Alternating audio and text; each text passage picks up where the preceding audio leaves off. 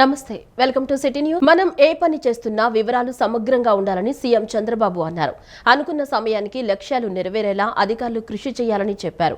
మెరుగైన ఫలితాలు వచ్చే వాటికి ప్రాధాన్యత ఇస్తున్నారని, నిర్దేశించిన లక్ష్యాలకు అనుగుణంగా ఎలా పనిచేస్తున్నామనేది ముఖ్యమని తెలిపారు. బాధ్యత కలిగిన ప్రభుత్వం అంటే అధికారాలు దుర్వినియోగం చేయడం కాదు, సద్వినియోగం కావాలన్నారు. అన్ని సేవలు ఆన్లైన్లోనే అందించే ప్రయత్నం చేస్తున్నామన్నారు. అమరావతిలోని రాష్ట్ర సచివాలయంలో నిర్వహించిన జిల్లా కలెక్టర్ల సదస్సులో CM Chandrababu, deputy CM Pawan Kalyan మంత్రులు పాల్గొన్నారు. పలు అంశాలపై కలెక్టర్లకు చంద్రబాబు దిశానిర్దేశం చేశారు. నిరంతరం నేర్చుకునే పనిలోనే ఉండాలని, మంచి ఆలోచన ఎవరు ఇచ్చినా స్వీకరిద్దామన్నారు. చేసే పనిలో బాధ్యత, జవాబుదారీతనం ఉండాలన్నారు. మెరుగైన ఫలితాలు వచ్చే వాటికి ప్రాధాన్యత ఇస్తున్నామని, నిర్దేశించిన లక్ష్యాలకు అనుగుణంగా ఎలా పనిచేస్తున్నాం అనేది ముఖ్యం. మనం చేసే పని వల్ల ప్రజలు మనతో కలిసి వస్తున్నారా లేదా అనేది గమనించాలన్నారు. ఎన్ని ఫిర్యాదులు వచ్చినా కోర్టు కేసులను దాటుకుని కానిస్టేబుల్ ఉద్యోగాలు ఇచ్చామని అన్నారు. అంతకుముందు డిఎస్సి పెట్టాం, దానికి కూడా అలాగే గందరగోళం సృష్టించారన్నారు. బాధ్యత కలిగిన ప్రభుత్వం అంటే అధికారాలు దుర్వినియోగం చేయడం కాదు, సద్వినియోగం కావాలన్నారు. అన్ని సేవలు ఆన్లైన్లోనే అందించే ప్రయత్నం చేస్తున్నామని చంద్రబాబు పేర్కొన్నారు. వ్యవస్థలో ఉండే లోపాలు గాని, వ్యవస్థని దుర్వినియోగం చేయడం గాని, దీనివల్ల కొన్ని సమస్యలు వచ్చాయి. అందులో భాగంగా రెవెన్యూ పై నుంచి కింది వరకు ఫైల్ డిస్పోజల్ అంటే ఫైల్ ట్రాన్స్ఫర్ చేయడం, నా దగ్గర లేకుండా వేరే వాళ్ళకి పంపించేయడం అనే యాంగిల్కి వచ్చేసారు. దీంతో ఏమైందంటే ఇటీవల కాలం చూస్తే ఇంకా సాటిస్ఫాక్షన్ రాలేదు. ఇప్పుడు ట్రాకింగ్, ఎవరు ఏ విధంగా డిస్పోజ్ చేశారో అందరికి అకౌంటబిలిటీ ఫిక్స్ చేస్తాం. ఏదైతే ఇవన్నీ పెట్టిన తర్వాత బ్లాక్ చైన్ టెక్నాలజీస్ కూడా ఉపయోగించి ఎవరైతే రాస్తారో ఆ ఆర్డర్స్ ఆటోమేటిక్ గా ఉంటాయి. అక్కడ టుమారో అతను తప్పు చేశాడు, మిస్చిఫ్ చేశాడంటే ఆటోమేటిక్ గా తెలుస్తుంది. ఇప్పుడు లింక్ ఫైల్స్ కూడా లేని పరిస్థితి. డిస్పోజ్ చేస్తున్నారు, ఆ ఫైల్ ఎక్కడ పోయింది ఎవరికి తెలియదు. అలాంటి వ్యవస్థకి మనం ఈ రోజు నుంచి ఎండ్ చేసి ఒక మంచి రాబోయేది data driven decision making governance. మీరు బాగా చేశారని మీరు అనుకుంటున్నారు, ఎండ్ అవుట్కమ్ రావడం లేదు. మీరు బాగా చేశామని అనుకుంటున్నాం నేను కూడా, కానీ ప్రజలు మెచ్చడం లేదు. ఏ స్టేక్ హోల్డర్స్ కోసం పనిచేశామో వాళ్ళు మెచ్చకపోతే దెర్ ఇస్ సంథింగ్. ఒక డిపార్ట్మెంట్ అవుట్ స్టాండింగ్ పర్ఫార్మెన్స్ ఉంది, ఒక డిపార్ట్మెంట్ ఇంకా పికప్ కాల. ఇలాంటి కూడా సమస్యలు ఉన్నాయి. అందుకే నేను వారానికి ఒక 3-4 గంటలు డేటా మీద కూర్చుంటున్నాను. ఆ డేటా మీద కూర్చున్నప్పుడు నాకు ఒక అవగాహన వచ్చేస్తా ఉంది. వచ్చినప్పుడు ఎక్కడ నేను ఫోకస్ చేయాలి, గవర్నమెంట్ ఫోకస్ చేయాలి. I'm very happy. మిత్రులు పవన్ కళ్యాణ్ గారు కూడా ఆయన డిఫరెంట్ ఫీల్డ్ లో నుంచి వచ్చిన స్ట్రగుల్ అవుతున్నాడు బ్రహ్మాండంగా. నేను చూస్తే ఒక ఎగ్జాంపుల్ చెప్తున్నాను మీకు. ఒక కానిస్టేబుల్ మమ్మల్ని ఒక రిక్వెస్ట్ అడిగాడు, సార్ నాకు ఉద్యోగం వచ్చింది, హ్యాపీ, మా ఊరికి రోడ్డు లేదు, ఆ రోడ్డు చేస్తానని అడిగాడు బాబురావు. నేను డిప్యూటీ సీఎం గారు అక్కడే ఉన్నారు కాబట్టి, పంచాయతీరాజ్ డిపార్ట్మెంట్ వారిదే కాబట్టి నేను చెప్పాను. వారు అక్కడి నుంచి డిపార్ట్మెంట్ కి మెసేజ్ ఇచ్చి దానికి 3.9 crores కాస్ట్ అవుతుందని చెప్పి ఎస్టిమేట్స్ తీసుకొచ్చి మీటింగ్ లోనే అనౌన్స్ చేశాం. That is the response. మీరు గుర్తుపెట్టుకోవాలి, బాధ్యత కలిగిన ప్రభుత్వం అంటే మీకుండే అధికారాలను దుర్వినియోగం చేయడం కాదు, సద్వినియోగం చేయడం. రాష్ట్ర సచివాలయంలో జరుగుతున్న 5వ జిల్లా కలెక్టర్ల సదస్సులో ఉప ముఖ్యమంత్రి పవన్ కళ్యాణ్ పాల్గొని ప్రసంగించారు. రాష్ట్రాభివృద్ధికి సహకరిస్తున్న కలెక్టర్లందరికీ అభినందనలు తెలిపారు. 4000 కిలోమీటర్ల మేర గ్రామీణ ప్రాంతాల్లో రోడ్లు వేశామని, 1.20 లక్షల ఫామ్ పాండ్స్ తవ్వి లక్ష్యాలను చేరుకున్నామని చెప్పారు. 4330 కోట్ల మేర నిధులను వేతనాలుగా నరేగా నుంచి చెల్లించామని చెప్పారు. గ్రామ పంచాయతీల్లో రెవెన్యూ ఆర్జనపై కూడా దృష్టి సారించామన్నారు. గ్రామ స్థాయిలో పాలనా సామర్థ్యాలు పెంపు కోసం కృషి చేయాలని కలెక్టర్లకు సూచించారు. మారుమూల గిరిజన గ్రామాల అభివృద్ధిపైన కలెక్టర్లు దృష్టి పెట్టాలన్నారు. కేంద్ర పథకాల అమలులో 100% ఫలితాలు సాధించిన అల్లూరి, పార్వతీపురం, మన్యం జిల్లాల కలెక్టర్లను అభినందిస్తున్నామని చెప్పారు. My sincere appreciation on behalf of the government and myself to all district collectors for your excellent cooperation and leadership. I commend you for the timely completion of Palle Pandega 1.0 works under Nareka, including 4,000 kilometers of CC roads, 22,514 gokulams, 15,188 cattle water troghs, and 1.02 lakh farm ponds. In 25-26 so far, Nareka has provided employment to 41.12 lakh households, generating 15.95 crore person days, reflecting the scale and impact of your efforts. A total of 4,330.20 crore has been paid as wages and 1,056.85 crore spent on material components, showcasing very strong financial and execution capacity at the district level. I appreciate the focused push on digitizing tax and non-tax assessments and improving own source revenues of Gram Panchayats. The rapid scale-up of Swachh Rathams from just one in June to 25 today is a commendable achievement. Your efforts have enabled the state to secure first place under RGSA for the number of trainings conducted, a reflection of a strong institutional capacity building. I urge you to sustain the momentum under Swamitva. PM Janman is a transformative initiative for particularly vulnerable tribe groups' habitations in remote tribal areas. And I'm happy to note that the wholehearted support extended by all collectors to 9 departments. I would like to place a special appreciation on record for the collector Allur Sitaramraju district for securing forest clearances for 79 of 88 works, and the collector Parvatipuram Manyam district for achieving 100% clearance and 9 out of 9 works. These efforts reflect true ownership and the willingness to go the extra mile to ensure eagerly execution. Once again, I congratulate all district collectors and look forward to your continued leadership in driving our development agenda forward under the dynamic leadership of Honorable Chief Minister Sri Nara Chandrababu Naidu garu. రాష్ట్ర సచివాలయంలో నిర్వహిస్తున్న జిల్లా కలెక్టర్ల సదస్సులో ఆర్థిక మంత్రి పయ్యావుల కేశవ్ పాల్గొని ప్రసంగించారు. విజనరీ నేత చంద్రబాబు నేతృత్వంలో మన రాష్ట్రం ప్రాధాన్యతలను నిర్దేశించుకుని ముందుకు వెడుతున్నామన్నారు. ప్రతి ప్రభుత్వ పాలసీ నిర్ణయం ప్రజలను ప్రభావితం చేస్తుందన్నారు. అందుకే అత్యంత బాధ్యతాయుతమైన పాలన అందిస్తున్నామని చెప్పారు. క్షేత్రస్థాయిలో వివిధ అంశాలపై గుర్తించి వాటిని ప్రభుత్వం దృష్టికి తీసుకురావాలని కోరుతున్నారని అన్నారు. ప్రతి జిల్లా జీఎస్డీపీ లక్ష్యాలను చేరుకుని ప్రగతి సాధించాలని ఆకాంక్షిస్తున్నామని తెలిపారు. Under the visionary leadership of our Honorable Chief Minister, our state has clearly articulated priorities: people-centric governance, speed with accountability, and measurable outcomes at the grassroots. Today's conference is therefore not merely a review meeting, but a problem-solving and decision-enabling forum. Our focus areas include time-bound implementation of flagship programs, strengthening grievance redressal mechanism, ensuring quality and transparency in works, effective interdepartmental convergence, and achieving true last mile delivery. Highlight the successes, flag the constraints early, suggest practical solutions, data-backed presentations, and clear action points with timelines will help us to take quick decisions at the government level. We are confident of translating policy intent into visible outcomes across every district. I once again welcome all of you and wish the conference a productive and outcome-oriented deliberations. మహిళల one day ప్రపంచ కప్లో అద్భుత ప్రదర్శన చేసిన రాష్ట్రానికి చెందిన మహిళా cricketer Sricharan కి కూటమి ప్రభుత్వం 2.5 కోట్ల నగదు ప్రోత్సాహకాన్ని అందజేసింది. ఉండవల్లి నివాసంలో క్రికెటర్ శ్రీచరణ్ ని కలిసిన విద్యా, ఐటీ శాఖల మంత్రి నారా లోకేష్ స్వయంగా ఆమెకు చెక్ను అందజేశారు. ఉండవల్లి నివాసంలో క్రికెటర్ శ్రీచరణిని కలిసిన విద్యా, ఐటీ శాఖల మంత్రి నారా లోకేష్ స్వయంగా ఆమెకు ప్రభుత్వం తరపున 2.5 కోట్ల రూపాయల నగదు ప్రోత్సాహకం చెక్ను అందజేశారు. కడప జిల్లాకు చెందిన శ్రీచరణి అంతర్జాతీయ క్రికెట్లో రాణిస్తున్నారు. ఇటీవల జరిగిన ఐసీసీ మహిళల వన్డే ప్రపంచ కప్లో అద్భుత ప్రదర్శన కనపరిచి జట్టు విజయంలో కీలక పాత్ర పోషించారు. ఆమె ప్రతిభను గుర్తించిన రాష్ట్ర ప్రభుత్వం భారీ ప్రోత్సాహకాలు ప్రకటించింది. 2.5 కోట్ల రూపాయల మేర నగదు ప్రోత్సాహంతో పాటు విశాఖలో 500 గజాల విస్తీర్ణం గల ఒక ఇంటి స్థలాన్ని కేటాయించింది. డిగ్రీ పూర్తయిన తర్వాత రాష్ట్ర ప్రభుత్వంలో గ్రూప్ 1 హోదా ఉద్యోగాన్ని కల్పించనుంది. ఈ మేరకు ప్రభుత్వం అధికారికంగా ఉత్తర్వులు జారీ చేసింది. ఈ కార్యక్రమంలో రవాణా, యువజన, క్రీడా శాఖల మంత్రి మండిపల్లి రాంప్రసాద్ రెడ్డి, షాప్ చైర్మన్ అనిమిని రవినాయుడు, క్రీడా శాఖ special CS Ajay Jain, SAAP MD Bharani, Andhra cricket association treasurer D Srinivas, joint secretary B Vijay Kumar తదితరులు పాల్గొన్నారు.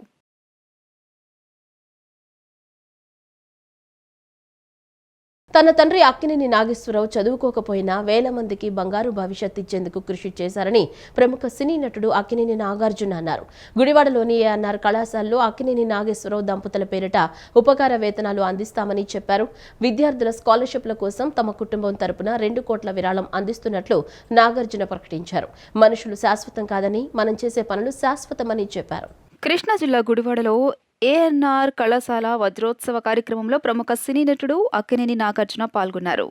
కళాశాలలో రూసా భవనాన్ని నాగార్జున ప్రారంభించారు. అనంతరం జరిగిన సభలో ఆయన మాట్లాడుతూ అక్కినేని నాగేశ్వరరావు దంపతుల పేరిట ఉపకార వేతనాలు అందిస్తామని ప్రకటించారు. ఇందుకోసం కళాశాల యాజమాన్యానికి 2 కోట్ల రూపాయలు ఇస్తామని అక్కినేని నాగార్జున వెల్లడించారు. 1959లో కళాశాలకు ఏఎన్ఆర్ ₹1,00,000 విరాళం అందించారన్నారు. విద్యార్థుల స్కాలర్షిప్ల కోసం తమ కుటుంబం తరపున 2 కోట్ల రూపాయల విరాళం అందిస్తున్నట్లు నాగార్జున ప్రకటించారు. మనుషులు శాశ్వతం కాదని, మనం చేసే పనులు శాశ్వతమని చెప్పారు.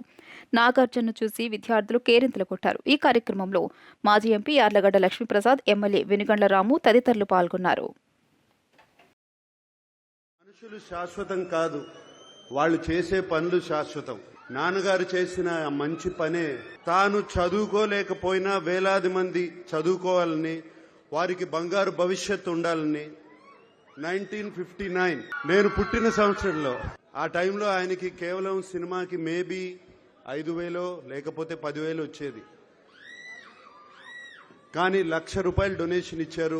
ఏఎన్ఆర్ ఫ్యామిలీ తరపున ఈ ఏఎన్ఆర్ కాలేజీలో ఒక స్కాలర్షిప్ నాన్నగారి తరపున, అమ్మ తరపున పెట్టాలని మేమందరం అనుకున్నాము. దానికోసం మేము 2 కోట్ల రూపాయలు ఇవ్వాలని, దాని ఫార్మాలిటీస్ అన్ని ఏఎన్ఆర్ మేనేజ్మెంట్ తో మాట్లాడి అది ఎలా చేయాలి అని ఇమీడియట్ గా చేద్దామని. నాన్నగారు ఎప్పుడో ₹1,00,000 ఇచ్చారు. ఇప్పుడు మేము అంత కూడా ఇవ్వలేకపోతే బాగుండదు. సో అందుకనే అది ఇవ్వాలని ఇంట్లో బయలుదేరే ముందు పిల్లలు, నా శ్రీమతి అమల ఏంటి ఒట్టి చేతులతో వెళ్తారా ఏదన్నా తీసుకెళ్తారా అని చెప్పింది. సో అందుకనే ఈ డొనేషన్ రేపు వెంటనే జరుగుతుంది. రాష్ట్రంలోని యువతకు పెద్ద ఎత్తున ఉపాధి కల్పనే లక్ష్యంగా దిశగా కూటమి ప్రభుత్వం పనిచేస్తోందని రెవెన్యూ శాఖ మంత్రి అనగాని సత్యప్రసాద్ అన్నారు. పేదరిక నిర్మూలనలో భాగంగా P4 లాంటి కార్యక్రమాల్ని ముందుకు తీసుకువెళుతున్నామని చెప్పారు. ఒకటే జెండా అజెండా, ప్రతి ఇంటికి సంపద, అభివృద్ధి చేరాలన్నదే లక్ష్యమని తెలిపారు. ప్రజల నుంచి వచ్చే ఫిర్యాదులను పరిష్కరించేందుకు కలెక్టర్లు శ్రద్ధ పెట్టాలని, పారదర్శకంగా ప్రజలకు పాలన అందించాలని కలెక్టర్లు అందరినీ కోరుతున్నారన్నారు. రాష్ట్ర సచివాలయంలో నిర్వహిస్తున్న కలెక్టర్ల సదస్సులో రెవెన్యూ శాఖ మంత్రి అనగాని సత్యప్రసాద్ పాల్గొని ప్రసంగించారు. గత 4 కలెక్టర్ల సదస్సులో GSDP, సుస్థిరాభివృద్ధి లక్ష్యాలు, ఉద్యోగాల కల్పన వంటి అంశాలపై రోడ్ మ్యాప్ తయారు చేసుకున్నామని చెప్పారు. గత పాలకుడు ఒకే ఒక కలెక్టర్ల సదస్సు నిర్వహించి తర్వాత ఆ కట్టడాన్ని కూల్చేశారని, అలాగే రాష్ట్రాన్ని కూడా ధ్వంసం చేశారని తెలియజేశారు. ఇప్పుడు రాష్ట్రాన్ని పునర్నిర్మించుకోవాల్సి ఉందని, కూటమి ప్రభుత్వంపై ఉన్న నమ్మకంతో ఏపీకి ఇప్పుడు పెట్టుబడులు వస్తున్నాయన్నారు. ప్రజలంతా ప్రభుత్వం అంటే కలెక్టర్లే అనుకుంటారని, అందుకే అత్యంత జాగ్రత్తగా పాలన అందించాలన్నారు. కొందరు నేతలు దొంగతనాలను కూడా సమర్థిస్తున్నారని, అలాంటి వ్యాఖ్యల్ని ఖండించాల్సిన అవసరం ఉందన్నారు. ఇలాంటి విషయాలు అందరూ సమిష్టిగా పనిచేయాల్సిన అవసరం ఉందన్నారు. పరిశ్రమలకు ఇస్తున్న భూములను, ప్రజల నుంచి సేకరిస్తున్న భూములకు సంబంధించి ఎలాంటి వివాదాలు లేకుండా చూడాలి. 24 గంటలు ప్రజల సంక్షేమం కోసం కూటమి ప్రభుత్వం పనిచేస్తుందని, అన్ని రంగాల్లో మెరుగైన పరిపాలన ఇవ్వాలన్న లక్ష్యంతో కూటమి ప్రభుత్వం పనిచేస్తోందని తెలియజేశారు.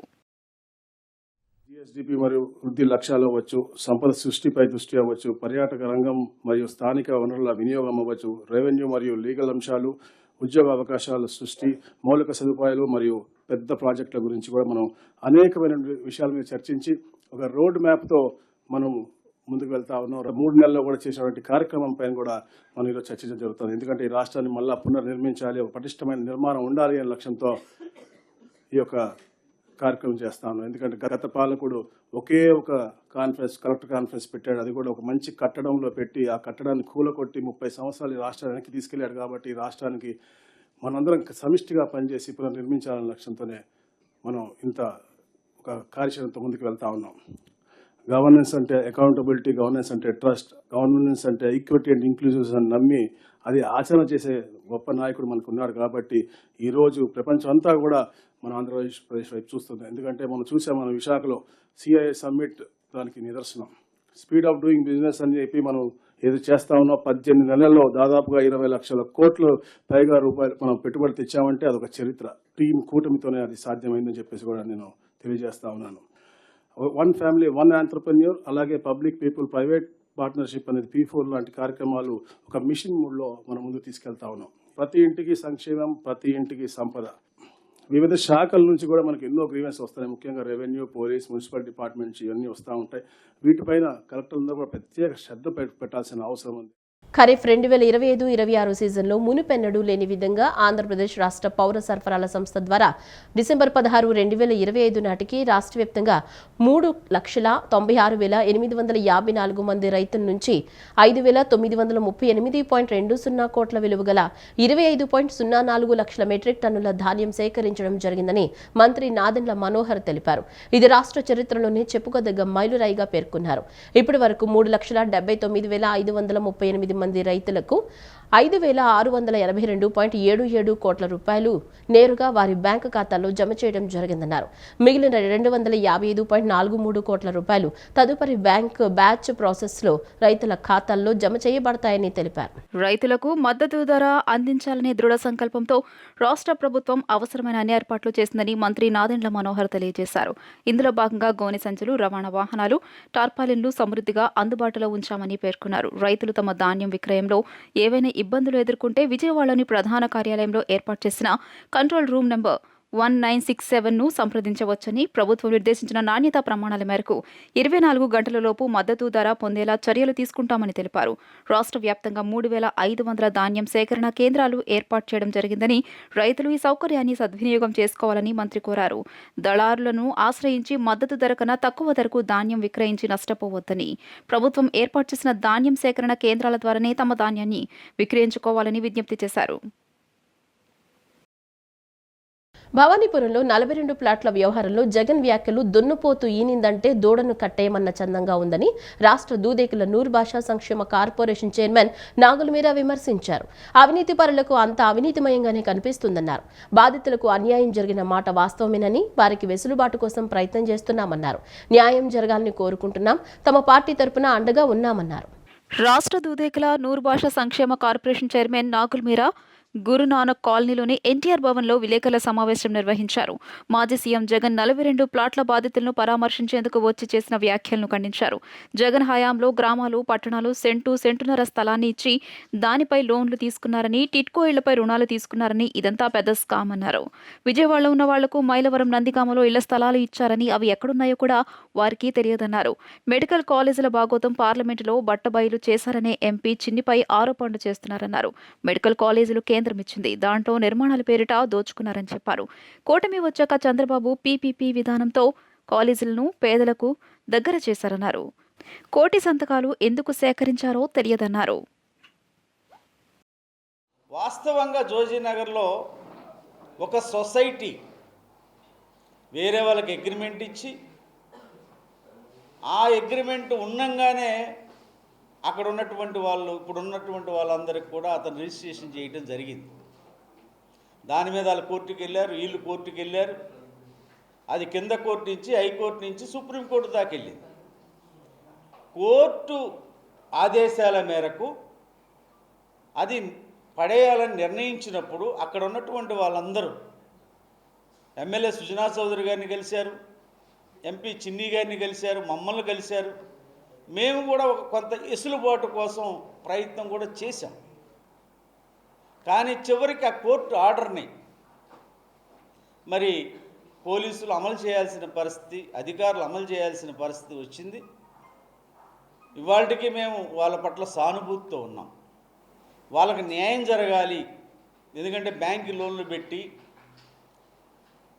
వాళ్ళు కట్టుకున్నటువంటి వాళ్ళకి తెలియదు పాపం, అమాయకంగా నష్టపోయినటువంటి వాళ్ళకి అండగా ఉండేటువంటి పరిస్థితులు ఇవాళ మా ప్రభుత్వం ఉంది. లోకేష్ గారిని కలిసిన చెప్పారు, చంద్రబాబు గారిని కలిసిన చెప్పారు, మేము కూడా చెప్పడం జరిగింది. మాకు సంబంధించినటువంటి వ్యక్తులు కూడా, మా పార్టీకి సంబంధించినటువంటి వ్యక్తులు కూడా అందులో ఉన్నారు. కాబట్టి న్యాయం జరగాలి అని అడగటంలో తప్పు లేదు. కానీ నిరాధారణమైనటువంటి ఆరోపణలు చేయడంలో జగన్ను మించిన వాళ్ళు ఈ రాష్ట్రంలో ఎవ్వరు లేరు. ధనుర్మాసం ప్రారంభం సందర్భంగా గన్నవరం మండలం దావాజీగూడెంలోని వేంచేసి ఉన్న శ్రీ సీతారామచంద్ర స్వామి దేవాలయంలో భక్తులు విశేషమైన పూజలు జరుపుకున్నారు. ఈ కార్యక్రమంలో దావాజీగూడెం గ్రామంతో పాటు చుట్టుపక్కల ఉన్న గ్రామాల నుంచి భక్తులు పాల్గొన్నారు.